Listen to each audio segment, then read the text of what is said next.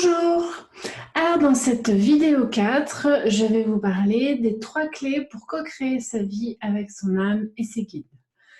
Je me présente, je suis Elvise Gallet, je suis thérapeute énergéticienne et nous sommes dans le cadre de ce challenge qui m'est venu dans une méditation la semaine dernière, de tourner cette vidéo en 7 jours pour vous parler de sujets sur lesquels j'ai envie de partager, j'ai envie de transmettre ma vision des choses, un certain regard en fait. Donc là, hier, on a parlé du lâcher-prise.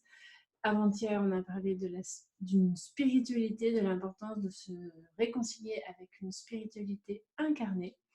Et aujourd'hui, on parle donc de co-créer sa vie avec son âme et ses guides. Qu'est-ce que j'entends par ça? J'entends le fait de co-créer en fait avec pas seulement notre mental et notre ego, mais avec une part de nous qui est beaucoup plus grande. Peu importe comment vous l'appelez, l'âme, les guides d'incarnation, les anges gardiens, etc. Pour moi, ce qui est important, c'est que de comprendre, c'est que c'est pas une affaire d'initié, c'est pas une affaire de médium, c'est pas une affaire d'énergéticien, etc. C'est pas non plus une affaire, c'est pas quelque chose que vous vivez un petit peu de façon exceptionnelle et intensive une fois l'an parce que vous avez fait un stage de méditation ou vous avez fait un stage de développement personnel. Non, la co-création avec votre âme et vos guides, c'est quelque chose qui se vit tous les jours, qui se vit à chaque minute. Effectivement, on peut aussi le vivre de façon un petit peu plus intensive lorsqu'on ouvre ses annales akashiques, mais on ne peut pas avoir ses annales akashiques tout le temps ouvertes. Et pour moi, cette communication, cette co-création avec l'âme et les guides, encore une fois, ça fait vraiment partie du quotidien. Pour moi, c'est l'expression d'une spiritualité incarnée, c'est-à-dire intégrée dans chacune de nos cellules, dans notre corps et qui se vit au quotidien. Et moi, personnellement, j'ai mes plus belles intuitions lorsque je fais la vaisselle, par exemple, ou lorsque je prends ma douche. Enfin, voilà. C'est quelque chose de très fluide et qui peut-être au début n'est pas très fluide, mais qui peut tout à fait le devenir. Et pour que ce soit fluide, je vais vous donner 3 clés qu'il faut avoir en tête et qu'il faut intégrer aussi, 3 clés de compréhension. La première clé, c'est le fait de demander. Rappelez-vous, quand vous étiez un petit bébé, enfin peut-être que vous en rappelez pas, mais en tout cas, vous connaissez un petit bébé, vous voyez bien comment il fonctionne. Les petits bébés, ils ont faim, ils ont besoin de quelque chose, ils ne se posent pas de questions. Un petit bébé, ça va juste demander naturellement à sa façon, ça va juste exprimer son besoin. Et le problème, c'est qu'au fur et à mesure qu'on grandit et que notre mental et notre ego viennent interférer en fait avec l'expression du flot naturel, l'expression du mouvement de la vie, et petit à petit, on oublie qu'il faut clairement demander. Et on a tous été dans une situation de notre vie où on n'exprimait pas nos besoins, tout en supposant que l'autre en face se doutait de quoi on avait besoin. Et on s'est tous énervés parce qu'on ne recevait pas ce dont on avait besoin, ce qui est en fait très logique puisqu'on ne l'avait pas explicitement demandé. Donc la première clé, la première chose que vous devez faire pour recevoir une guidance de votre âme, de votre être profond et de vos guides, c'est de demander.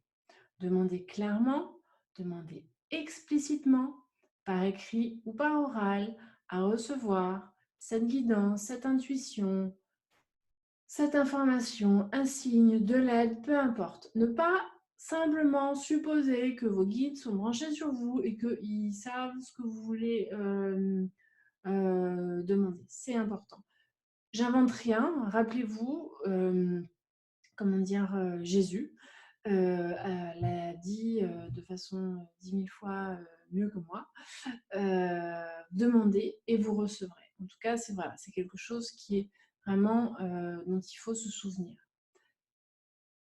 Une fois qu'on a compris ça, on se pose un petit peu 5 minutes sur le fait de demander. Ça présuppose quand même que l'on sache ce que l'on veut vraiment et ce que l'on veut vraiment demander. Donc, c'est important souvent de se poser d'avoir un temps, soit de méditation, soit de centrage, soit de méditation, et d'énoncer clairement ce qu'on veut demander, ce dont on a besoin. Et moi, j'ai remarqué, et vraiment, c'est à travers les consultations akashiques que ça m'est vraiment apparu de façon très très forte. C'est que les gens, en fait, sont souvent dans une confusion plus ou moins totale par rapport à ce qu'ils veulent demander. Ils sont animés de tas de mouvements paradoxaux, de mouvements intérieurs qui peuvent être très paradoxaux. Et aussi, il y a vraiment tout le bruit du mental et de l'ego qui fait que bien souvent, les gens ne sont pas très au clair sur ce qu'ils veulent demander et qui sont perdus. Donc ça, c'est vraiment la première étape. Et moi, par exemple, je vais vous donner un exemple. Lorsque je fais des consultations akashiques, je précise bien, c'est important de se poser, d'écrire les questions qu'on veut poser au guide, etc. Eh bien, malgré toutes mes recommandations par rapport à ça, il y a toujours des gens qui arrivent et qui ont pris 30 secondes pour, euh, pour noter des thèmes, en fait, qui n'ont pas vraiment réfléchi à ce qu'ils voulaient demander, comment ils voulaient le demander. Ils n'ont pas réfléchi. Parfois, faites cet exercice tout simplement, hein. Parfois, on croit qu'on veut quelque chose et puis en fait, on a besoin d'aller en profondeur pour décortiquer qu'est-ce qu'il y a derrière, c'est quoi la vraie demande en fait. Donc ça, c'est un mouvement important. Et en fait, je reviens à l'exemple des consultations akashiques, et ben, moi, ce que j'ai pu remarquer, c'est que quand la demande n'est pas claire, en fait, au niveau de l'énergie, les guides, c'est comme si vous regardez, c'est comme si vous regardez la personne, mais c'est comme si, j'ai utilisé une image qui me vient, vous voyez, c'est un peu une image scientifique, c'est l'image des neurotransmetteurs. Et il y a comment dire, comme une synapse de réception. Et en fait, l'énergie, c'est comme si ça envoyait pas un signal clair en fait. Et en fait, l'énergie, elle peut pas bien, vous voyez, ça peut pas bien se connecter en fait. Quand il n'y a pas de demande claire, votre état de réceptivité, il n'est pas sur la bonne fréquence. Et du coup, eh ben, pour vos guides qui veulent donner cette information, eh ben, il y a pas, ça ne peut pas connecter. Voilà, c'est une image qui me vient là, spontanément, donc je vous la partage. Donc voilà, le fait de demander, ça vous oblige à vous mettre dans un état de réceptivité qui fait que vous allez pouvoir recevoir. Euh, Aussi, une chose que je veux nommer, c'est que, rappelez-vous une chose vraiment très très importante, c'est que vos guides d'incarnation, vos anges, peu importe comment vous les appelez, ils sont au service de votre âme et pas au service de votre ego et de votre mental. Donc la réponse que vous allez avoir, quelle qu'elle soit, elle va servir l'évolution de votre âme. Et le problème, c'est que si vous n'avez pas posé une question d'un endroit intérieur, d'un espace intérieur qui était aligné sur le plan de votre âme, eh ben, la réponse que vous allez recevoir, que vous allez avoir, elle va peut-être pas correspondre à ce à quoi vous vous attendiez ou ce à quoi vous avez, ce que vous aviez envie d'entendre. Et en fait, elle va correspondre elle va vous aider certainement à réajuster des choses dans votre vie pour que vous vous aligniez sur le plan de l'âme. Donc ça, c'est aussi quelque chose dont enfin voilà, qu'il faut avoir en tête, c'est que la réponse qui émane de cette partie plus grande que vous, de votre âme et de vos guides, elle va être alignée pour servir votre âme dans cette optique-là et pas nécessairement pour nourrir les aspects de vous qui sont plus ou moins distorsionnés, que sont votre mental et votre ego. Voilà. Alors, la deuxième clé pour co-créer sa vie avec ses guides et son âme, c'est d'écouter la réponse. Et là, encore une fois, je me base sur une expérience que j'ai à travers les consultations akashiques que je donne parfois à des personnes. Quand j'ouvre les consultations akashiques des personnes, eh bien, je peux vous dire que parfois, Les personnes, elles ont posé leur question et elles n'écoutent pas la réponse. C'est incroyable, mais je peux vous dire que je l'ai vu, je l'ai testé plusieurs fois. En fait, les personnes, elles sont parfois, et donc si ça arrive en consultation akashique, c'est que ça arrive aussi le reste du temps, hein. C'est qu'en fait, il y a tellement de bruit, votre mental et votre ego, ils font tellement de bruit que vous n'écoutez pas la réponse.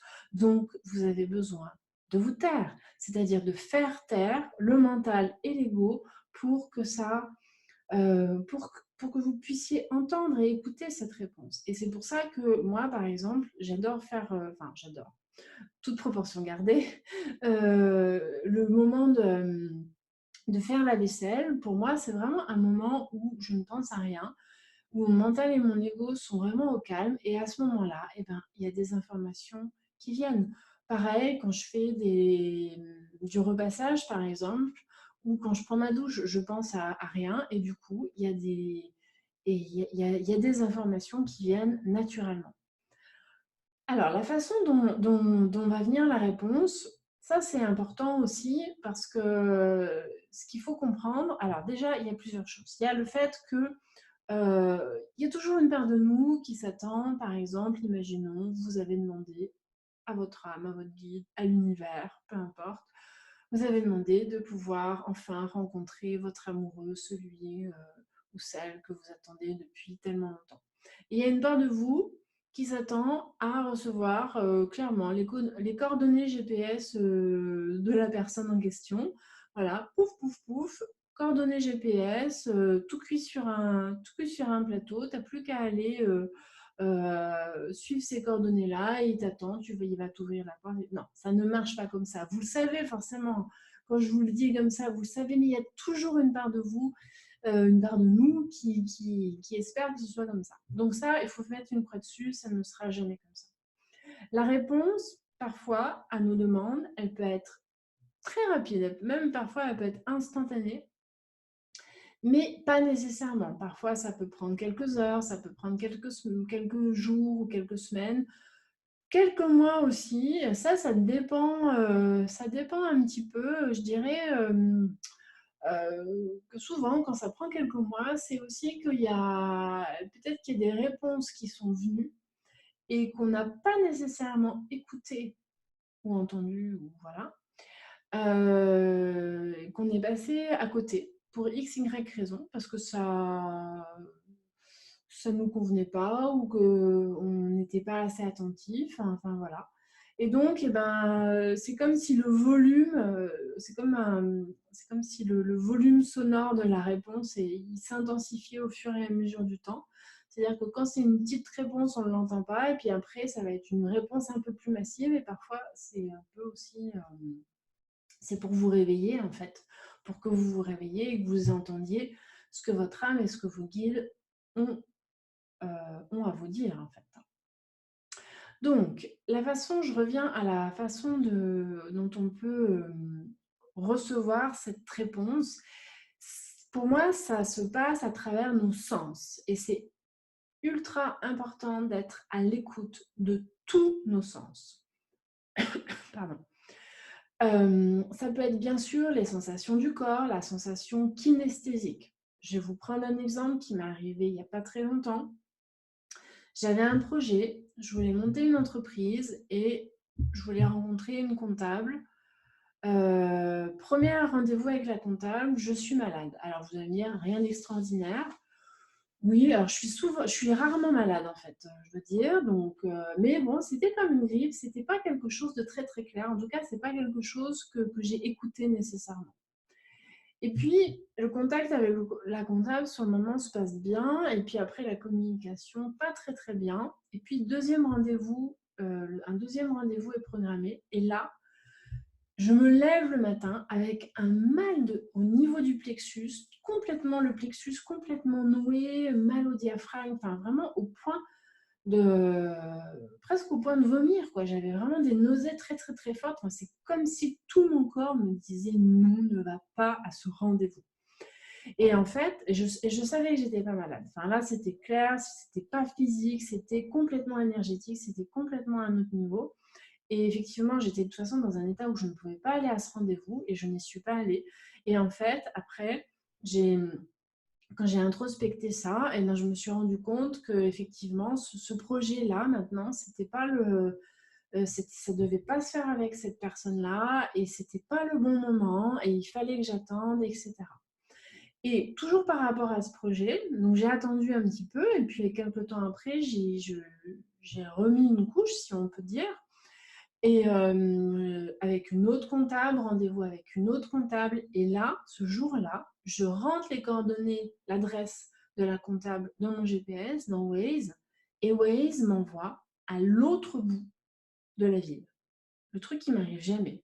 Mais là, j'avais beau le rentrer dans tous les sens, je devais aller dans une direction, ça m'envoyait dans l'autre direction. Bon, le rendez-vous avec la comptable s'est très bien passé, mais quelques jours après, je lui ai dit, j'ai écouté ce signe, et ce signe, il était clair. Ce n'est pas le bon moment pour conduire ce projet à bien. Donc ça, c'est vraiment un signe. Vous voyez, mes guides, mon âme, ils m'ont envoyé un signe à travers le GPS. Donc, je reviens au sens. Il y a effectivement des signes que je viens de nommer, il y a le corps, il y a tout ce qui est du domaine des messages de la parole. Alors, ça peut venir lors d'une méditation. Tout d'un coup, vous avez une idée qui vous vient. Tout d'un coup, par exemple, vous avez une idée de faire 5 vidéos 7 jours qui vous vient. Bon, bah voilà. Ça, c'est une chose. Imaginons que vous vous demandez si la relation dans laquelle vous êtes à l'heure actuelle, c'est vraiment la bonne pour vous. Est-ce que c'est la bonne personne pour vous et que vous allumez la télé quelque temps après et que vous tombez sur une publicité qui vous parle d'un besoin de vous évader. Et puis, quelques temps après, hop, de nouveau, la télé, et ça vous parle de partir au loin. Voilà. Bon, en fait, vous avez des réponses, mais est-ce que vous allez les écouter? Vous voyez, tous les moyens sont bons. Imaginons, vous êtes dans le métro et vous vous dites, ah, est-ce que ce job, est-ce que c'est vraiment le job, est-ce que je dois pas partir de ce job, etc. Vous tournez la tête, vous tombez sur une affiche d'une pièce de théâtre et dont le titre est Casse-toi. Bon, bah là, vous avez votre réponse, en fait. Tous les moyens, les guides, ils vont utiliser tous les moyens. Il n'y a jamais de hasard. Ce qu'il faut comprendre, tout est synchronicité. Donc, peu importe si c'est le corps, les paroles, les images, comme je vous ai donné dans les exemples. Ça peut être aussi des bruits. Par exemple, imaginons, vous posez une question et tout d'un coup, il y a un petit oiseau qui piaille, qui fait son petit bruit, c'est tout joyeux. Et ben, ça va pas être du tout la même tonalité que si au même moment, vous avez un corbeau qui fait son bruit. Ça va pas du tout être la même énergie, en fait. Donc, en fait, voilà, le monde spirituel, les guides, votre âme, ils utilisent tous les moyens, tous vos sens pour communiquer avec vous. Et c'est à vous d'être vraiment à l'écoute de ça. Bien sûr aussi les rêves, j'ai pas nommé, mais les rêves, ça peut être aussi un fort moyen de communication. Et puis, il y a tout ce qu'on appelle les intuitions. Mais en fait, c'est ce que je viens de nommer. Qu'est-ce que c'est qu'une intuition? Une intuition, c'est rien d'autre qu'un message de vos guides et de votre âme comment dire, vos guides qui se servent de l'interface de votre corps céleste, qui est un corps subtil, pour vous communiquer par l'intuition. Et hop, vous avez une idée, vous avez un impulse, vous avez un élan, et vous avez une intuition. Voilà, donc en fait, ce qui est important, vous voyez bien que ça peut s'exprimer de façon totalement anodine, mais ce qui est important, c'est d'être attentif, de reconnaître en fait que votre âme et vos guides, ils communiquent avec vous vraiment tout le temps et par tous les moyens et à n'importe quel moment. Voilà, ça c'est vraiment important. Donc, ensuite, la troisième clé pour co-créer, parce que le thème c'était co-créer sa vie, ok? Donc ça sous-entend un passage à l'action. La troisième clé, c'est de passer à l'action, c'est de vous mettre en mouvement. Vous avez demandé, vous avez reçu la réponse. Ok, parfois, ce n'est pas la réponse auquel vous vous attendiez, ce n'est pas la réponse que votre mental et votre ego attendaient, mais c'est la réponse que vous avez reçue. Et vous pouvez décider soit de rien faire, soit de passer à l'action. Parce que clairement, si vous restez dans votre canapé, il n'y a rien qui va se passer. Et la question de passer à l'action, ce n'est pas la question de comment. Ok, comment dire, souvent les personnes, elles se posent la question de comment. Mais comment est-ce que... Imaginons, je vais vous prendre un exemple concret. Moi, il y a longtemps, j'ai posé l'intention d'écrire un livre. Comment est-ce que j'allais réussir à faire ça? J'en savais rien. Alors, il y a eu des comment dire, comment je peux dire ça? Je trouve plus le mot. Des tentatives, on va dire, voilà, c'est pas le mot, mais c'est pas grave. Des tentatives, en tout cas, ou comme des essais. Ben, bon, j'ai écrit une thèse de master au flow. Bon, bah, j'ai quand même écrit, ça faisait quand même 90 pages ou 100 pages, je sais plus. Ensuite, j'ai écrit quand j'étais au Kosovo, j'étais special advisor auprès de l'ombudsperson. J'ai écrit le rapport de l'ombudsperson du Kosovo, enfin un des rapports, il y en a eu plusieurs, mais bon, je l'ai écrit en plus en anglais. Enfin voilà, c'est un bouquin qui a été publié. Voilà, j'ai écrit un livre, mais c'est pas exactement ce que j'imaginais. Et puis, oui, moi, je voulais écrire un livre, mais d'ailleurs, je ne savais pas est-ce que j'allais écrire un roman ou quoi, ou qu'est-ce. Bref, j'adore écrire, c'est comme ça. Il y a quelque chose pour moi qui passe par l'écriture. J'aime transmettre, en fait, par l'écriture. Et donc, je me suis mis, quand je suis devenue thérapeute énergéticienne, je me suis mis à écrire des articles. Je n'avais pas beaucoup de temps pour le faire, mais c'était important pour moi de le faire. Et je me suis mis à écrire des articles. Et je ne me suis pas demandé comment est-ce que je vais écrire un livre, parce que je ne connais personne dans l'édition, donc le comment, je ne sais pas. En fait, moi, j'ai été dans... j'avais reçu l'information, évidemment, que c'était juste pour moi, que l'écriture, c'était un moyen juste d'expression pour moi. Et je suis passée à l'action. Je me suis mise en mouvement. Et après, la logistique, c'est les guides qui s'en sont occupés. Comment ça s'est passé? Je le raconte dans une vidéo sur la genèse du livre Le secret de vos chakras, puisque j'ai écrit un livre sur le secret de vos chakras, enfin sur les chakras. C'est les guides qui se sont occupés de la logistique et en fait, par un concours de circonstances, c'est comme s'il y avait un maillage, par un concours de maillage, le plan divin en fait, du plan divin.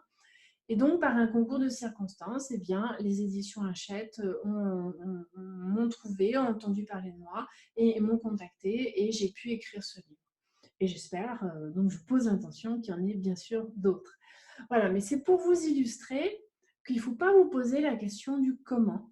Ce qui est important, c'est que vous soyez aligné, vous demandiez à votre âme, à vos guides, à l'univers. Vous posez l'intention, vous demandez, vous écoutez la réponse. Est-ce que c'est juste? Est-ce que c'est un juste moyen d'expression pour votre âme? Est-ce que c'est juste pour votre âme de faire telle ou telle chose? Et vous passez à l'action, vous vous mettez en mouvement. Et le comment, la logistique, vous la laissez au plan divin, vous la laissez à vos guides.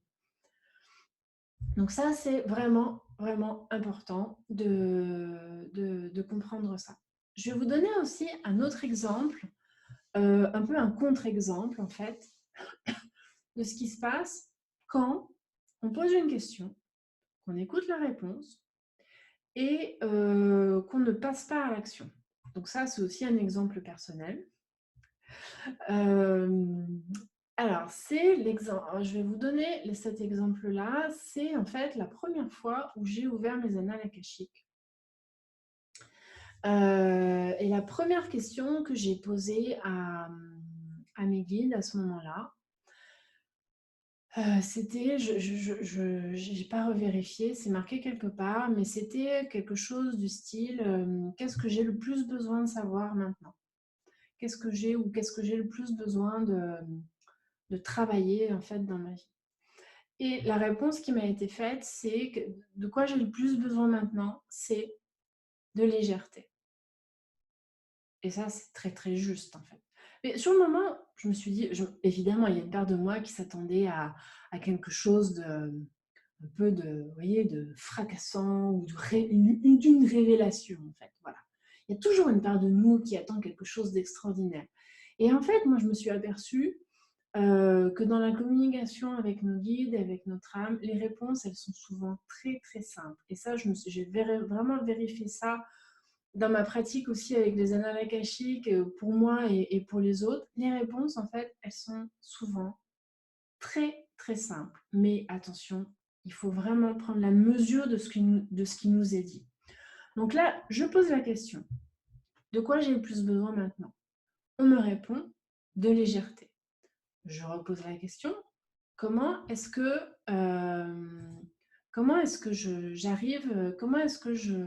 j'atteins cette légèreté? Et là, on me pose la question, on me répond, pardon, on me répond, eh bien, commence par prendre des vacances. Alors, je ne m'attendais pas du tout à cette réponse, autant vous dire. Pareil, je m'attendais à quelque chose comme un peu, il y a toujours une part de nous-mêmes qui s'attend à une potion magique, en fait.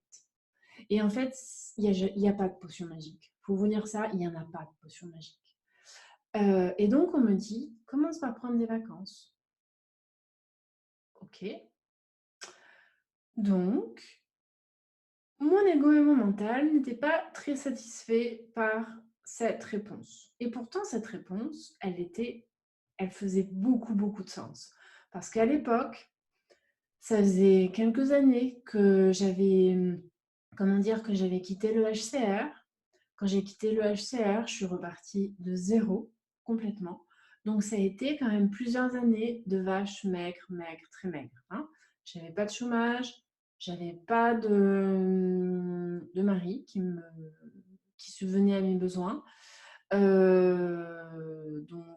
C'était voilà, une période de disette, on va dire.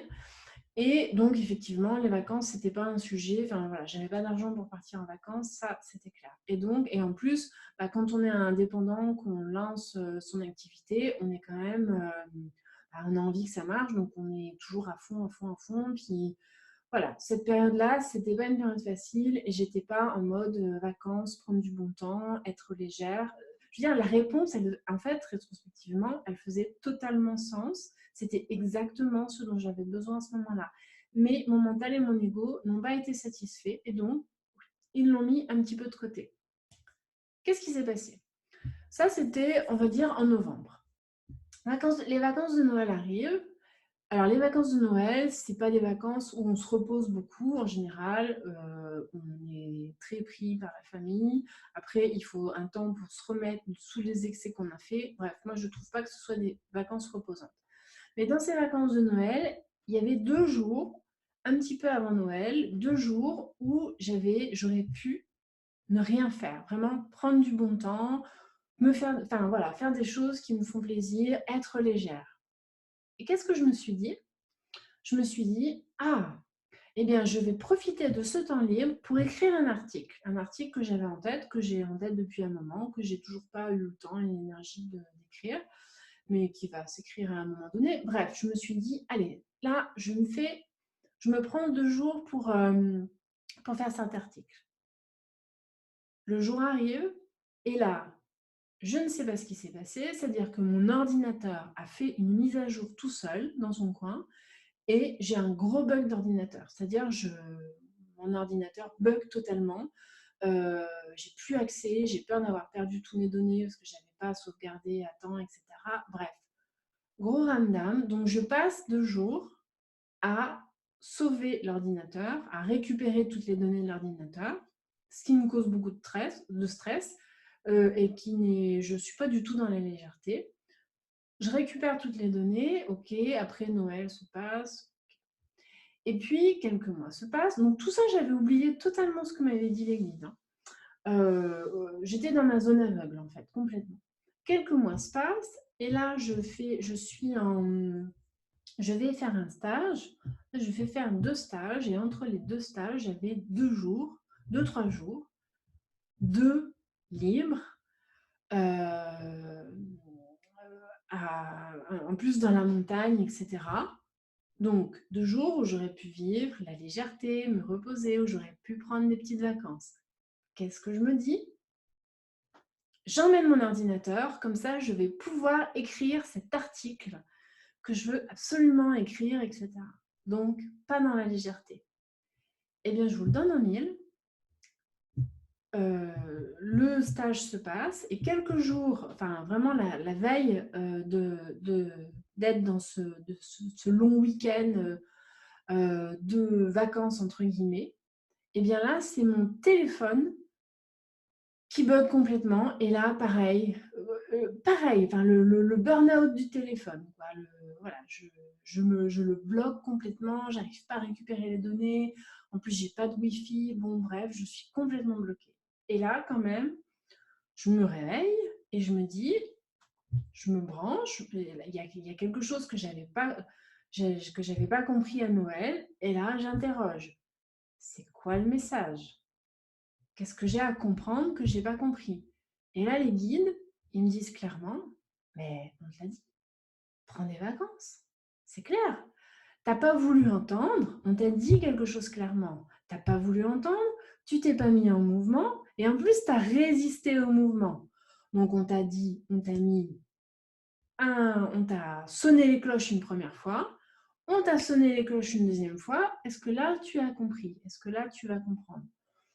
Bon, j'ai dit oui, là, j'ai compris. Donc, j'ai pas écrit mon article, j'ai récupéré les données de mon téléphone et j'ai passé 3 jours à profiter, en fait, à faire des balades en montagne et à profiter et à faire 3 jours de vraies vacances, enfin, voilà, en mode léger, quoi, voilà. Voilà. Donc, c'est ce qui arrive aussi quand on refuse, quand on résiste au mouvement, en fait, hein.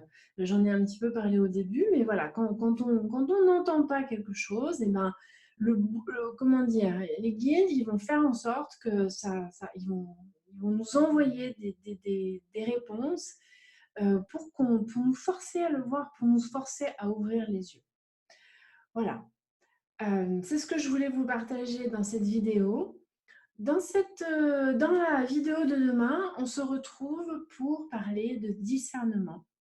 Discernement qui est, ma foi, un thème qui peut être utile en ces temps de confinement, vu tout ce que l'on voit passer sur Facebook.